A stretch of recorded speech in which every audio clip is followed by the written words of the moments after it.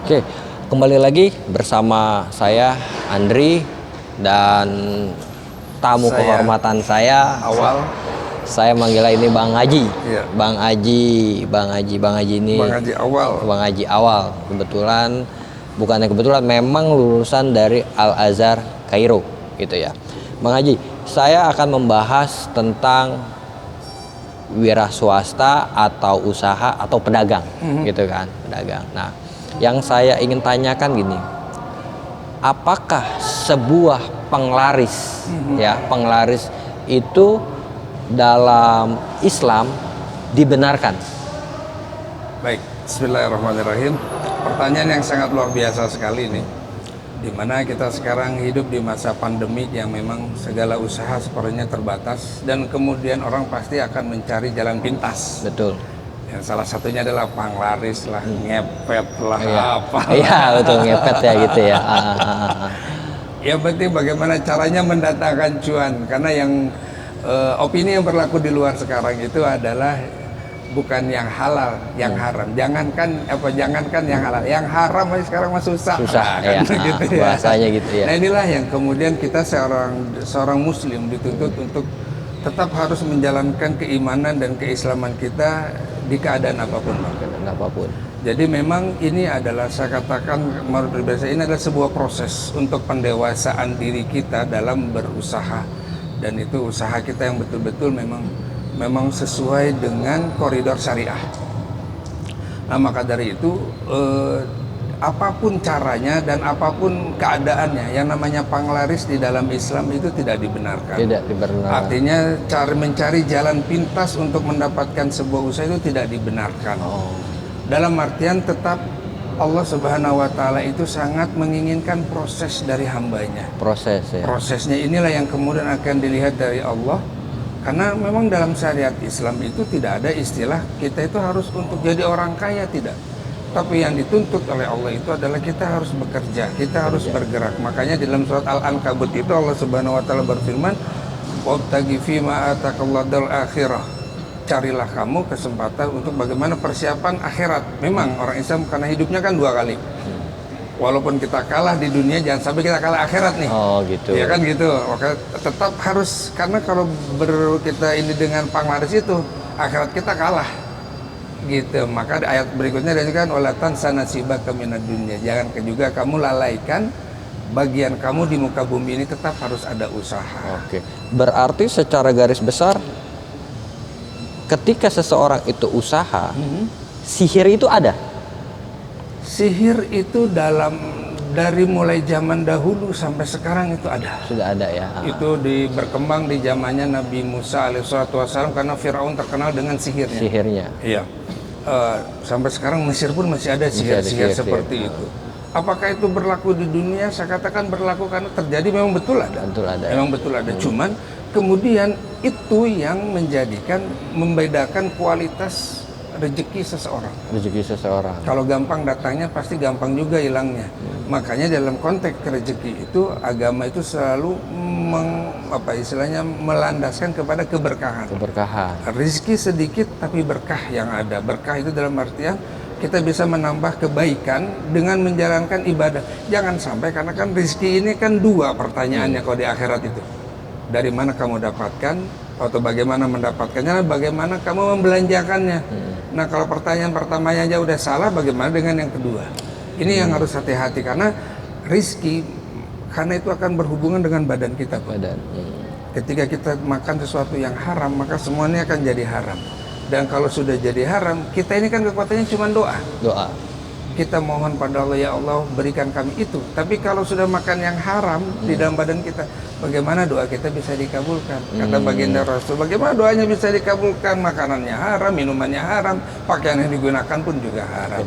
Jadi memang seminimal mungkin, sekuat tenaga mungkin, ya walaupun kata orang yang haram aja susah, apalagi yang halal. Kita sebagai seorang muslim harus selalu husnuzon bahwa yang halal masih banyak di muka bumi ini. Itu kan tadi ibaratnya sihir itu memang ada. Bagaimana cara mengatasi kita supaya kita nggak kena sihir Kena nih, apalagi sihir. kita orang usaha nih gitu. Oke, atau bahkan bagaimana caranya biar usaha kita ini berkah. Berkah gitu. Kalau sudah berkata berkah, ada orang yang ingin mengganggu usaha kita, Allah akan menjaganya. Kita kesusahan, Allah akan menjaganya. Nah inilah yang paling penting di dalam usaha itu adalah bagaimana menjaga ketaatan kita pada Allah Subhanahu Wa Taala. Dalam bahasa syukur, dalam bahasa rezeki yang ditekankan dalam Al-Quran itu adalah apa? La in syakartum lazidannakum. Kalau kamu bersyukur maka kami akan tambah. Pertanyaannya cara bagaimana syukur yang bisa bertambah? Nah itulah dengan ketaatan. Kalau rezeki yang kita dapatkan, kita gunakan untuk ketaatan, kita gunakan untuk menjadi kekuatan kita untuk ibadah pada Allah, taat kepada Allah, jadikan kekuatan kita untuk menjauhi dari maksiat. Di situ Allah akan berikan namanya keberkahan dalam rezeki. Sekaligus Allah akan jauhkan kita dari sihir-sihir. Makanya ini seorang muslim itu sangat luar biasa. Dalam artian luar biasa, dia punya penolak bala. Penolak bala. Penolak balanya itu apa? Al-Quran. Al-Quran. Baca Quran. Walaupun 1 ayat, 2 ayat, 3 ayat, 1 surat setiap hari tetap baca, karena ini yang akan menjaga kita menolak dari bala-bala gangguan yang pesaing-pesaing kita kirim, istilahnya begitu. Jadi makanya, dan kalau bisa ini adalah satu lagi, barang siapa yang membaca surat Waqiah, Bang. Surat Waqiah itu adalah surat setelah Ar-Rahman. Waqiah ya. Ada di Al-Quran kan surat Ar-Rahman itu kan terkenal kan. Setelah Ar-Rahman itu ada surat Waqiah. Barang siapa yang membaca surat Waqiah di pagi hari dan di sore hari, maka Allah akan jauhkan dia dari kefakiran. Artinya apa? Mungkin kefakiran itu dalam artian bukan berarti kita tidak punya uang atau kita punya uang, atau tidak. Kefakiran ini dalam artian kita merasa kurang dalam diri kita. Ada orang kaya yang merasa kurang, banyak. Berarti dia masih fakir. Artinya dengan membaca surat Waqiah ini, Allah akan lapangkan dada kita sehingga kita bisa menerima, atau qanaah dalam bahasa Islam itu menerima rizki yang telah Allah berikan kepada kita. Berarti kalau misalnya nih Bang Haji ya, kita sudah usaha banting tulang, ikhtiar sudah, itu kan berdoa sudah, membaca Waqiah pagi dan sore sudah, ya. Tapi masih begitu gimana, Bang? Berarti Allah sudah siapkan kita dengan sesuatu yang lebih besar. Lebih besar. Dunia 10.000, 20.000, 1 miliar, 1 T itu kecil di mata Allah. Kecil. Kalau Allah mau menghilangkan itu gampang kan? Satu malam hilang kebakar mau ngapain? Betul. Iya kan? Mobil hilang kebakar ngapain? Kemudian terakhir dia punya 1 miliar, kemudian Allah meninggalkan besok, bisa nikmatin nggak kira-kira? Iya betul. Iya nggak?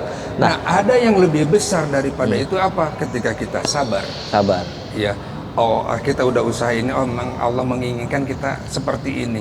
Bisa jadi kalau dikasihkan uang 1 miliar ke Bang Andri sekarang ini, pasti nggak akan bikin konten ini, dan pasti nggak akan kenal dengan saya. Iya betul. Pasti akan belanja. Betul. Pasti akan dengan menghabiskan yang lain. Alhamdulillah Allah mesti memberikan, artinya dengan qadar, dengan takarannya sekarang ini. Artinya kita berpikir. Jadi kita berkreasi, berbuat sebuah inovasi bagaimana caranya mendatangkan rezeki ini. Nah disitulah Allah sangat suka dengan usaha hambanya ini, Bang Andri. Nah tadi kan istilahnya ada sabar gitu kan ya. Betul. Bagaimana yang tidak menjalankan apapun, tidak berdoa, tidak berikhtiar, tapi usahanya kenceng. Nah itu juga jangan sampai kita salah memahami sabar. Makna sabar itu ada 2 kategori. Sabar ketika susah, orang mah pasti gampang. Iya betul. Ya kan, pasti dia. Nah, ketika sabar diberikan kenikmatan, apakah dia mau bisa bersabar dalam artian? Bersabar dalam kenikmatan itu, apakah kenikmatan yang Allah berikan kepada dia digunakan untuk taat atau tidak? Foya-foya aja mumpung duitnya masih banyak hajar, lupa, nggak sedekah, nggak ini, apaan? Ada orang seperti itu banyak. Nah berarti dia tidak sabar dengan kenikmatan yang Allah berikan. Tapi kalau orang sabar dengan kenikmatan yang berikan, itu dijadikan manfaat untuk ajang taat. Ajang taat ya. Oke, luar biasa nih. Nah dari rangkuman yang semua itu ya, doa dan ikhtiar apa yang paling bagus bagi kita semua nih yang pelaku usaha ya di masa pandemi ini? Baik. Selain tadi membaca surat Waqiah pagi dan sore hari. Kalau pagi habis subuh lah. sore hari habis asar atau habis maghrib nggak apa-apa. Yang penting baca surat ini. Yang kemudian jangan lupa ada salah satu zikiran yang itu akan membuka pintu-pintu rezeki kita. Pintu-pintu rezeki. Iya. Apa itu? Istighfar. Istighfar. Wa anistaghfiru rabbakum, ya kan? Berdoa beristighfar kamu kepada Allah SWT, maka Allah akan yumdidkum alaikum, Allah akan bukakan pintu-pintu rahmatnya, diberikan rezeki oleh Allah. Artinya apa? Bisa jadi jangan-jangan rezeki kita ini udah disiapin sama Allah nih, tapi kita belum beristighfar, kita belum bertobat pada Allah, ditahan. Lah rezeki segitu aja lupa, istilahnya kalau bahasa manusia, kalau dikasih banyak jangan lupa lagi. Itu sayangnya Allah itu sama kita. Maka dari itu mohonlah ampunan pada Allah dengan beristighfar. Makanya saya selalu menyatakan bahwa Allah Subhanahu wa Ta'ala itu membuka pintu ampunan untuk hambanya di pagi hari, menerima tobat hamba yang berbuat dosa di malam hari. Allah bukakan pintu ampunan untuk hambanya di malam hari, untuk menerima tobat hamba-hambanya yang berbuat dosa di siang hari. Artinya kalau bisa sholat tobat. Jadi sholat tobat malam, bangun, ketuklah pintu langit. Yang membuka, yang memberikan rezeki itu bukan bos kita, bukan atasan kita. Mereka hanyalah wasilah, hanya perantara untuk kita mendapatkan rezeki. Hakikat rezeki itu dari Allah Subhanahu wa Ta'ala. Ketuk pintu langit dengan apa? Bangun tengah malam, sholat taubat. Ada pernah sholat taubat? Belum. Itu makanya sholat taubat 2 rakaat aja, terserah. Habis surat Fatihah mau baca apa silakan. Kemudian dengan tahajud boleh, silakan. Tutup dengan witir dan beristighfar 100 kali kayak astagfirullahaladzim sambil dibayangkan astagfirullahaladzim. Kemudian juga di pagi hari dengan sholat sunnah duha. Ya 2 rakaat, 4 rakaat itu bagus, dan diawali dengan sholat taubat. Jadi kalau mau baik sholat duha berapa lama sih? Betul. Iya kan? Awali dulu dengan buka dulu itu dengan sholat sunat taubat di pagi hari, kemudian sholat duha 2 rakaat, baru bismillah berangkat. Yang penting kita diberikan kesehatan untuk berikhtiar. Rezeki Allah yang tentukan. Waduh, jadi biasa. Kita ketuk dulu pintu Allah dengan rezeki.